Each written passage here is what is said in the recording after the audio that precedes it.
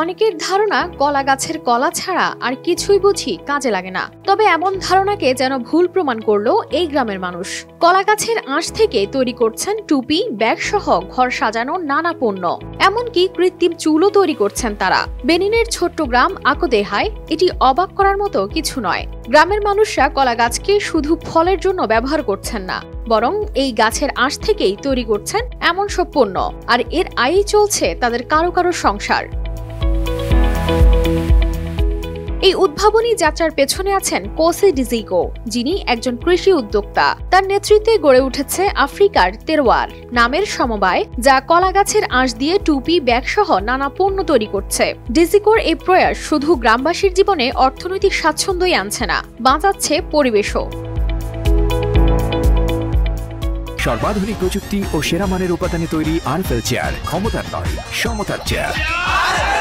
কিন্তু আপনি কি জানেন তারা কিভাবে এই পণ্যগুলো তৈরি করে? প্রথমে কলা গাছের খোসা থেকে সংগ্রহ করা হয় সূক্ষ্ম আঁশ। এরপর এই আঁশগুলোকে ভালোভাবে শুকানো হয়। তারপর এই আঁশগুলোকে সূক্ষ্ম সুতোর মতো করে কেটে নেওয়া হয়, যা পরে বুনন করে তৈরি করা হয় টুপি, ব্যাগ ও অন্যান্য পণ্য। প্রতিটি ধাপে গ্রামের কারিগররা নিখুঁত দক্ষতার পরিচয় দেন, যেন পণ্যগুলো সুন্দর এবং টেকসই হয়। তবে এই যাত্রা সহজ ছিল না। বিদ্যুৎ, কাঁচামালের অপ্রতুলতা তাদের এই উদ্যোগে বাধা হয়ে দাঁড়িয়েছে বারবার। ডিজিকো জানান, আমরা বাইরে কাজ করি, বিদ্যুৎ ছাড়া উৎপাদন সম্ভব নয়। মানুষ আরো পণ্য চাইবে, কিন্তু আমরা উৎপাদনের জন্য প্রয়োজনীয় সবকিছু পাই না। 2000 সালে প্রতিষ্ঠিত আফ্রিকা তেরোয়ার কলা গাছের আঁশ দিয়ে সরাসরি বিভিন্ন পণ্য তৈরি করে। তাদের তৈরি টুপি, ব্যাগ স্থানীয় বাজারে বেশ জনপ্রিয়। অলিভিয়ার আখো, সমবায়ের একজন সদস্য, জানান, এই টুপি খুবই ভালো মানের, দেখতে সুন্দর এবং ব্যবহারেও টেকসই।